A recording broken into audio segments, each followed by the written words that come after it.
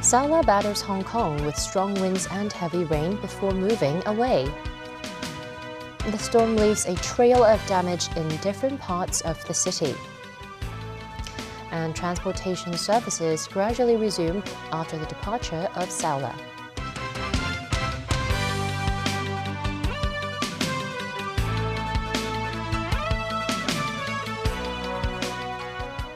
Good evening and welcome to TVB News. The observatory issued the strong wind signal number 3 at 4:20 this afternoon.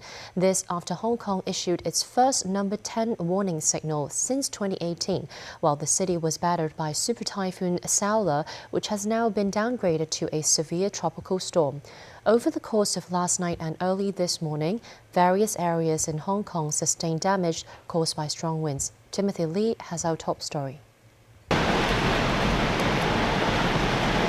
Hung Fa Chun has long been known as a hotspot for typhoon winds.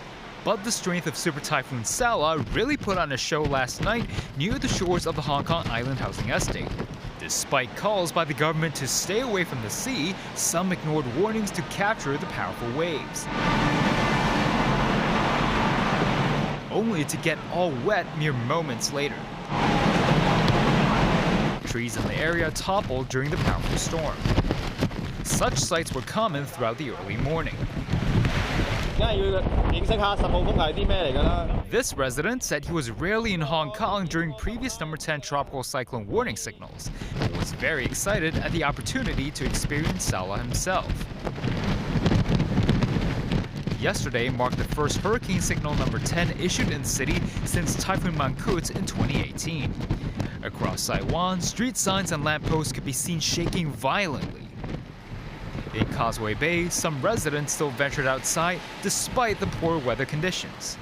Those carrying umbrellas struggled. At the Hung Hom Ferry Pier, miscellaneous items such as metal plates were swept up by the strong wind. Pedestrians had to grab onto pillars just to keep their balance. This man said the wind was so strong that he felt like he was pricked by needles when hit with rain and seawater. Back on Friday, Hong Kong's weather remained calm despite the observatory issuing the number 8 northwest gale storm signal in the early morning. Showers only increased by the afternoon and worsened drastically by night. The observatory then issued the increasing gale storm signal number 9 at around 6:30 p.m. before escalating to the number 10 signal at 8:15 p.m. It lasted about 7 hours before the signal was lowered to number 8 and changing to number 3 on Saturday afternoon. According to the observatory's forecast track, the tropical cyclone made landfall near the city of Yangjiang in southwestern Guangdong province and will continue on its westward trajectory. It is currently located around 260 kilometers southwest of the SAR and moving at the speed of 12 kilometers per hour. Lo Mo, a former assistant director of the observatory, said the strength of the super typhoon was relatively weaker when passing through Hong Kong, owing to the weather phenomenon known as the eyewall replacement cycle. Leung noted the intensity of the tropical cyclone decreases when the secondary eyewall overtakes its original counterpart, and that process occurred right when Saola reached the shores of the SAR. Timothy Lee, TVB News. While Saola was passing by Hong Kong, gale-force winds were felt in many parts around town. In Tseung Kwan O, windows fell from height from an office tower and a residential unit. Authorities received 1,200 reports of fallen trees. Not only government workers, but also residents volunteered to remove debris from the street. This is the bedroom where a 6 feet by 6 feet glass panel fell from height at around 8 p.m. Friday. Now it's just an empty hole. The apartment involved is at Lohas Park in Tseung Kwan O, and the owner has only stayed here for about 1 year. Shards of glass were scattered on the table inside the apartment. The owner said there was a loud bang while his wife was doing housework. She suffered injuries to her legs because of the flying glass. The owner said it was never windy at his apartment before, as it is blocked by other buildings. District Councillor Christine Fong offered wooden panels to cover the missing glass pane. She said at least 10 residents have reached out to her for help during the typhoon. Another resident of the building said the lamps were shaking last night when he was watching a movie at home and he had to take pills to stop motion sickness. A structural engineer explained that some movements during a typhoon is normal. In the current couple of patterns of wind effect, we have allowed 100 to 500 mm movement for the building, which is in the safe limit. So actually, during the typhoon coming, if the resident feel a little bit movement, this is quite normal. Over on Hong Kong Island, strong winds tore off part of the ceiling at Central Plaza. In Causeway Bay Typhoon Shelter, one of the boats was partially submerged after the storm. In Kennedy Town, a cabinet was blown off the rooftop, hitting a car parked on the street below. The front of the car was severely damaged. Trees were blown down in many parts around town. This morning, members of disciplinary forces removed the debris. In Wan Chai, firefighters first secured the fallen trees with ropes and then cut up the branches with an electric saw. In Sai Kung, some children helped remove leaves on the streets as officers took away the branches blocking the road. Despite the government's warning, some people ignored the danger and performed water sport at sea. With the typhoon moving further away from the city, local and international transport are resuming. Air travel is gradually getting back to normal. After the typhoon signal was lowered to number 3 this afternoon, public transport across the city steadily resumed. The MTR, Kowloon Motor Bus and Sun Ferry are among the companies returning to normal service. Sun Ferry is gradually resuming service this evening, with ferries to Mui Wan and Cheung Chau setting off at 6. Some residents of the outlying islands are finally getting home after being stranded following the earlier ferry suspension. After the typhoon signal was lowered to number 3, the MTR resumed weekend frequency for most trains. Public bus companies are also resuming service, but the high-speed rail service will only be back tomorrow. Meanwhile, flights at the Hong Kong International Airport were suspended during the peak of Super Typhoon Saola's influence, with 460 flights cancelled. Air travel resumed at 11 a.m. this morning, with many passengers keen to get on a plane. Some travelers are disappointed at delays to their travel plans. The announcements were unclear. The airport authority approved 480 flights today. Chairman Fong, the AA's Deputy Director of Operations, said it is confident of relieving passenger congestion over today and tomorrow. He added as both runways are operating, they will be able to provide the capacity to clear the backlog of flights.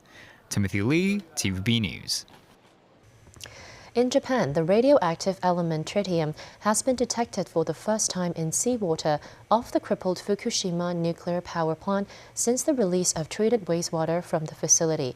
The operator of the Fukushima plant, TEPCO, said the tritium concentrations remain low and pose no danger. TEPCO has been taking daily samples from 10 locations within 3 kilometers from where the wastewater is being discharged. The sample in question was taken from the closest point on Thursday, about 200 meters north of the water discharge outlet.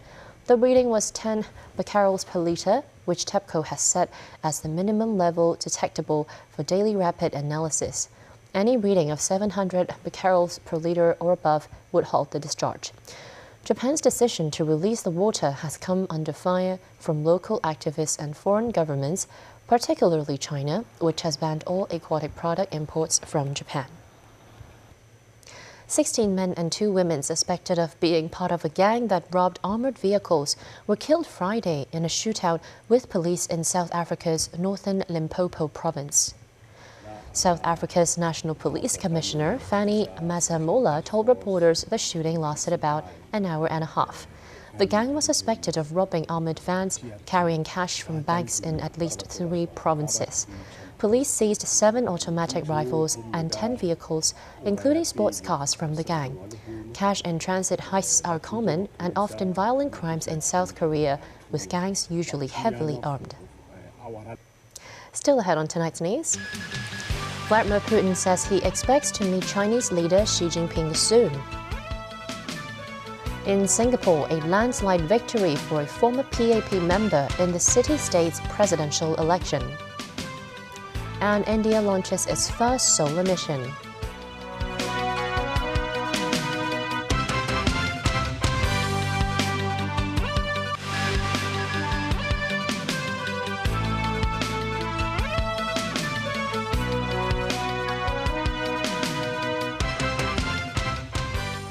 Welcome back.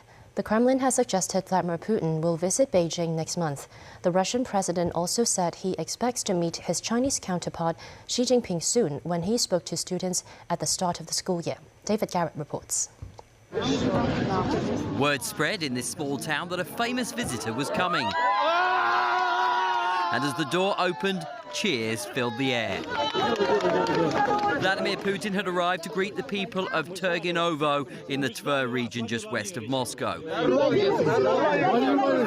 Hooray, we've been waiting for you. We are glad to see you, someone shouted. Putin seemed touched by the sentiment in a town where he has ancestral ties. Earlier, the Russian president went back to school. It was the first day of the new academic year in Russia. Putin met with kids on the outskirts of Moscow. The Kremlin has recently introduced lessons about patriotism, and classes about the war in Ukraine are on the syllabus. In a setting lit more like a TV talk show than a classroom, he answered questions. Putin told the children Russia must remain absolutely invincible, and he spoke about the Great Patriotic War, referring to the Soviet struggle against Nazi Germany. The topic of China came up. Putin suggested he may visit Beijing next month. He told students, there will be a meeting with Xi Jinping. The Chinese president calls me his friend. I'm happy to call him my friend, because this is a man who personally does a lot for the development of Russian-Chinese relations. Xi was in Moscow in March and invited Putin to China. It's likely Putin's trip to Beijing will coincide with October's Belt and Road Forum for International Cooperation. Russia has turned increasingly to China as an ally after the West disagreed with the invasion of Ukraine. Children also returned to class in Ukraine. In fact, these youngsters were experiencing their first day at school. Slava Ukraini! Ukraine's President Volodymyr Zelensky addressed classrooms remotely. Around 40 educational institutions from 23 regions of Ukraine joined the online conversation. Zelensky says 13,000 schools are in operation. Despite the war, he said no Ukrainian child will be forgotten. David Garrett, TVB News. A former member of Singapore's ruling party has scored a landslide victory to become the city-state's 9th president. Former Deputy Prime Minister Tharman Shanmugaratnam won more than 70% of the vote to become head of state, a largely ceremonial role. Analysts said the landslide victory for a candidate seen as close to the establishment is a sign that Singaporeans generally still trust the ruling People's Action Party. Amid high-profile scandals and economic uncertainty, Singaporeans wanted credibility from the ruling People's Action Party, or PAP.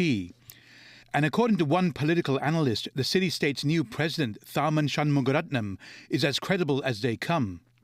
The 66-year-old former PAP member, running as an independent, won a landslide victory at Friday's presidential election, garnering 70.4% of the votes. He beat Ung Kok Song, former chief investment officer at wealth fund GIC, who gained 15.7% of the votes, and former insurance company head under the national trade union body NTUC, Tan King Lian, who secured 13.9%. Tharman is the third president to be elected since Singapore gave the public the right to choose in 1991, and 9th overall. He is also the third straight PAP triumph after Halimah Yacob and Tony Tan. With 2.5 million Singaporeans voting, Tharman's victory is seen as a vote of confidence for the PAP. In recent times, the party has been rocked by a number of scandals. It includes the resignation of 2 ruling party lawmakers, including the House Speaker, over an inappropriate relationship. And in a country of 5.6 million that prides itself on graft-free government, a public outcry erupted over ministers renting plush state-owned properties and a corruption investigation involving a cabinet minister. In August, Singapore Prime Minister Lee Hsien Loong admitted his party had taken a hit over the scandals, but vowed to show Singaporeans that trust will remain. Tharman, even as an independent, represents that trust. Though the president is officially the highest political rank in the country, it is a largely ceremonial role. The president has veto powers over any budget or transaction that involves the country's reserves and the appointment or removal of key public officials. And crucially, he or she directs the Anti-Graft Bureau. Nazri Karim, TVB News. In South Africa, the death toll from Thursday's pre-dawn fire in an apartment building in Johannesburg has jumped to 76, and the number of injured has risen to 88. Meanwhile, police with sniffer dogs and forensic teams searched the gutted remains of the building as survivors waited outside in hopes of retrieving any belongings that may have survived the blaze. And a visit from the country's ruling party was not welcome. Tracy Furness has more. Members of the African National Congress alongside clergy from various churches arrived at the scene in Johannesburg of one of the country's worst fires in living memory. But as the clergy and the members of the ANC started to pray for the victims of the fire, this woman and her son, who were giving food to the victims, booed them. It's really tragic what's happened, as everybody knows, but to see the ANC and our government come out for their photo ops while people are starving, people are hungry, and they're here singing and, posing for the media really is upsetting, because they could do so much more. They get to leave, they go back to their homes, they get to leave back to their air-conditioned offices, they get to do their photo ops and leave. Meanwhile, the survivors of the fire wait outside the building as forensic team and police search the ruins of the building. They want to retrieve any possessions that survived the fire. Memories of the deadly inferno are all too raw, as this man says. He injured his leg jumping from a window. I tried to open the door, but there's too much smoke. Then we closed back the door. Then I tried to jump through the window. So before I jump, I break the window first. Then I jumped it, but it was floor 4. Local government officials said that people were trapped inside the building as security gates were locked and there were no proper fire escapes. Many of the building's residents were immigrants and foreign workers. Malawi's foreign ministry said more than 20 of its citizens died in the blaze. And the Tanzanian High Commission in South Africa said at least 5 of the victims were Tanzanian nationals. The building is believed to have housed around 200 families. Tracy Furness, TVB News. Following on the success of India's moon landing, the country's space agency launched a rocket today to study the sun. The rocket left a trail of smoke and fire as it left Earth. It's India's first such solar mission. The rocket launch was watched by more than 860,000 viewers, while thousands gathered at a viewing gallery near the launch site. The probe aims to study solar winds, which cause disturbances on Earth commonly seen as auroras. Named after the Hindi word for the sun, the Aditya L1 spacecraft is designed to travel 1.5 million kilometers over the next 4 months.